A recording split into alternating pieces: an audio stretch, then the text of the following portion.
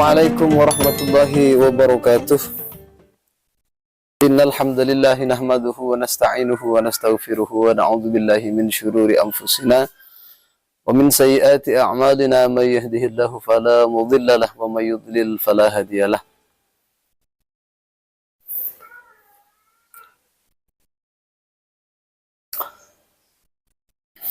Sahabat Anas Tahir Channel yang dirahmati oleh Allah Subhanahu wa taala. Pada kesempatan kali ini saya akan membongkar kesesatan Wahabi. Yang mana kesesatan Wahabi ini bukan masalah dalam furu'iyah lagi, bukan dalam masalah fikih, bukan masalah halal haram. Akan tetapi masalah usul, masalah tauhid. Kalau dalam masalah furu'iyah, masalah tahlilan, masalah maulid,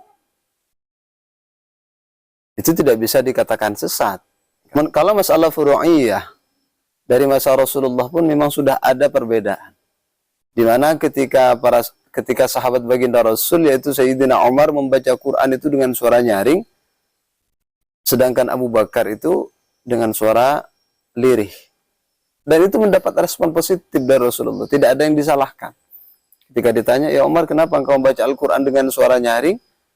Karena biar setan takut ya Rasul. Biar semangat saya hadir. Biar setan itu takut. Dan begitu. Kalau Abu Bakar, kenapa engkau tidak membaca nyaring? Karena saya takut riya. Itu semua, itu tidak disalahkan sama Rasulullah. Oleh karenanya kalau masalah furu'iyah tidak bisa dikatakan sesat. Begitu. Yang ini masalah usuliyah. Dalam video ini sebenarnya ini hanya mewakili salah satu Wahabi, salah satu dari Wahabi. Kalau yang membagi tauhid ini adalah Ibnu Taimiyah, makanya Ibnu Taimiyah itu dipenjarakan setelah Ibnu Taimiyah itu didebat oleh para ulama, tidak mampu menjawab. Ibnu Taimiyah akhirnya dipenjarakan. Dan itu masyhur di kitab-kitabnya. Walaupun yang mereka Wahabi tidak mau mengakui, ya silahkan. Nah sekarang kita bahas pentolannya Wahabinya siapa? Badrus Salam LC. Di sini videonya. Silahkan disimak. Apakah pembagian tauhid menjadi 3 rububiyah, uluhiyah, asma wa sifat ada dalilnya dari Al-Quran dan hadis? Ini seringkali Pak diluncurkan oleh orang-orang yang nggak suka pembagian tauhid ini Pak. Padahal kalau kita bertanya balik ke mereka, kalau ada orang nanya ke antum begitu, mana dalil tauhid terbagi 3? Balik tanya sama antum, mana dalil hukum Islam ada 5? Wajib, sunnah, mubah, makruh, haram. Mana dalilnya? Dari Al-Quran dan hadis. Ada? Saya yakin dia tidak akan bisa mendapatkannya. Nggak ada dalam Al-Quran maupun hadis hukum Islam 5. Kenapa para ulama membagi hukum Islam jadi 5? Setelah meneliti. Setelah apa? Meneliti. Setelah meneliti semua dalil dari Al-Quran dan hadis, ternyata hukum Islam tidak lepas dari 5. Ini disebut dalam usul fikih dengan istilah dalil istiqra. Dalil apa? Istiqra. Nah ini pun sama, setelah meneliti semua dalil dari Al-Quran dan hadis, kita dapati ternyata tauhid tidak lepas dari 3. Contoh saja Allah berfirman, Alhamdulillahi Rabbil Alamin, Ar-Rahmanir Rahim, Maliki Yaumiddin. Alhamdulillah, tauhid uluhiyah, memurnikan pujian hanya kepada Allah. Rabbil Alamin, tauhid rububiyah.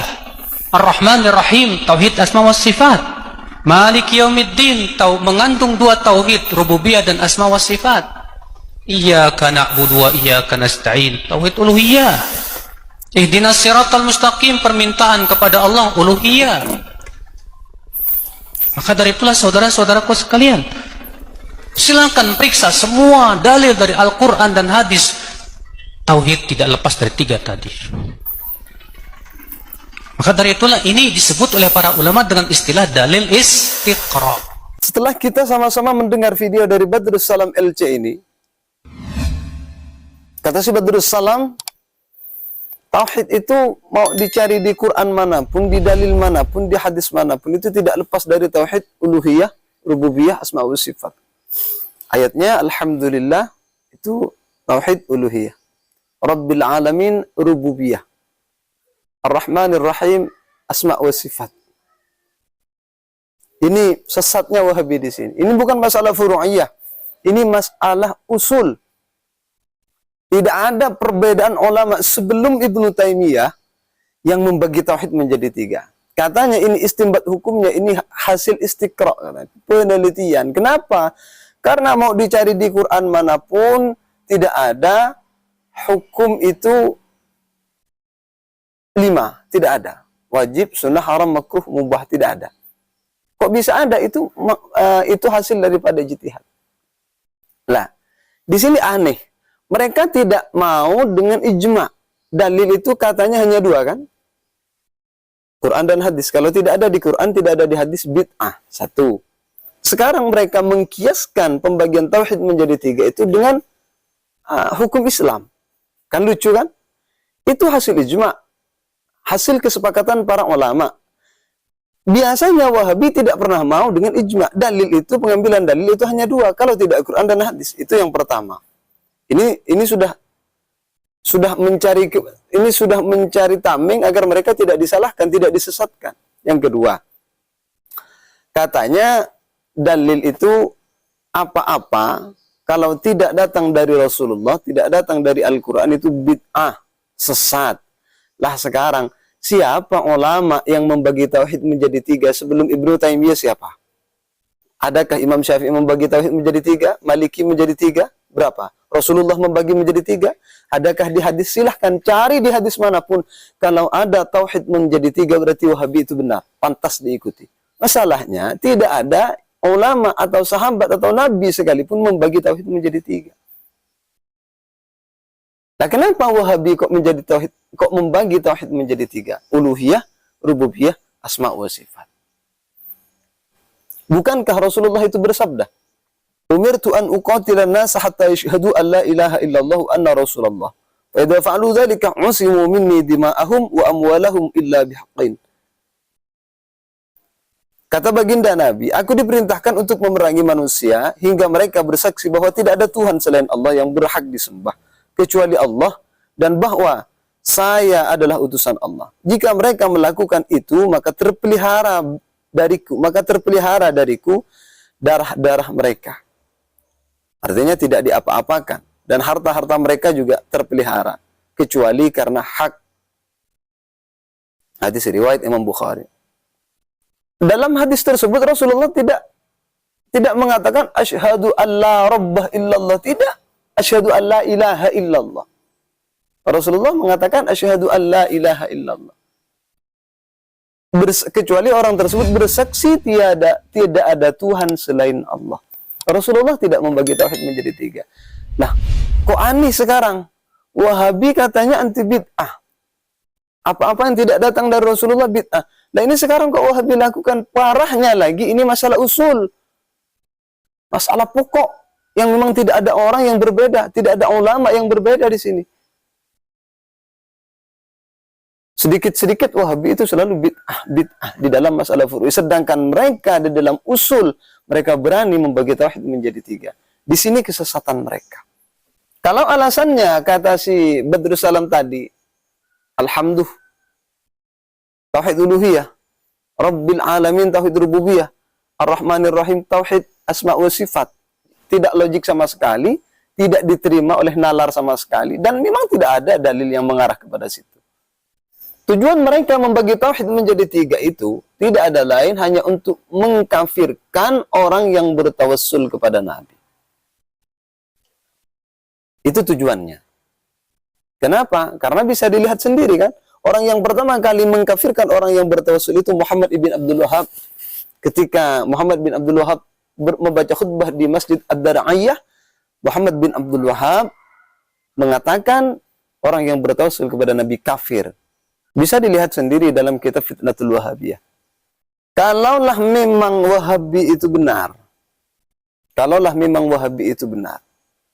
tauhid itu ada 3. Tauhid uluhiyah hanya menyembah kepada Allah. Tauhid rububiyah percaya bahwa semua atas kehendak Allah. Begini, Di dalam kubur itu kan nanti ditanya kan. Itu kan sudah jelas di hadis-hadis itu kan sudah jelas. Kalau yang malaikat gunakan ketika bertanya itu lafadznya begini, man rabbuka? Siapa Tuhanmu? Tidak, malaikat tidak bertanya man ilahuka? Siapa Tuhanmu, kan tidak. Man rabbuka? Di sini pakai redaksi rabbuh. Katanya rububiyah itu yang memelihara. Jadi tidak sinkron Wahabi ini sebenarnya. Yaitu tadi alasannya, pertama ingin mengkafirkan orang tawassul. Di sana malaikat itu bertanya kepada manusia yang meninggal itu, man rabbuka? Jawabannya Allahu Rabbi. Bukan yang ditanya malaikat, siapa yang merawatmu, siapa yang memeliharamu di dunia? Tidak, yang ditanya itu man rabbuka? Siapa Tuhanmu? Kan begitu. Dijawab oleh si Majid tadi, Allahu Rabbi, Tuhanku itu adalah Allah. Kan begitu. Allah adalah Tuhanku. Sama kan? Tidak ada pembagian kan? Kenapa mereka bagi? Ini bukti kesesatan Wahabi. Wahabi jelas sesat di bidang usul. Di sini tidak ada pembagian uluhiyah, harus diyakini bahwa tidak ada Tuhan selain Allah. Rububiyah, tidak ada Rabb yang pantas disembah selain Allah. Intinya satu. Uluhiyah, rububiyah itu sama artinya Allah. Artinya sama itu. Kenapa mereka membagi? Di sini kesesatannya Wahabi. Dan ini tidak pernah dilakukan Nabi, ini tidak pernah dilakukan ulama salaf, yang biasa mereka selalu mengatakan pengikut ulama salaf. Ya walaupun ngawur. Ulama salaf yang selalu dikatakan kami pengikut ulama salaf. Sedangkan yang diikuti abad ke-20 siapa? Albani, Muhammad bin Abdul Wahab, bin Bas, Shalih Fauzan. Di mana salafnya itu?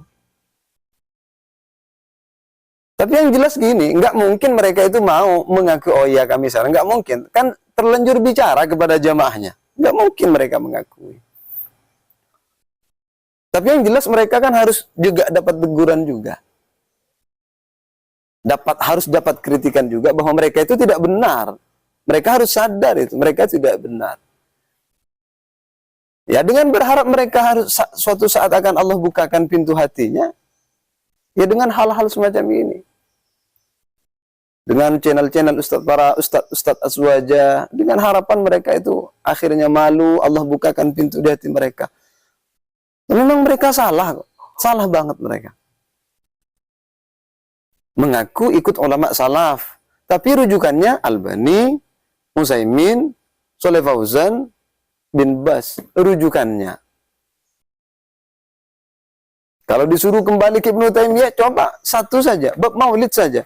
Ibnu Taimiyah mengatakan maulid itu berpahala yang agung. Muridnya mana setuju? Mana ada yang setuju? Padahal grandmasternya.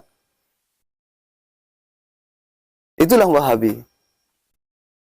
Semoga kita semua, anak-anak kita, anak keturunan kita, sahabat-sahabat kita, tetangga-tetangga kita, diselamatkan oleh Allah dari faham mujassimah, dari faham musyabbihin, dari faham Wahabi ini.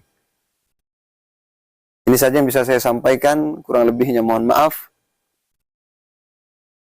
Wassalamualaikum warahmatullahi wabarakatuh.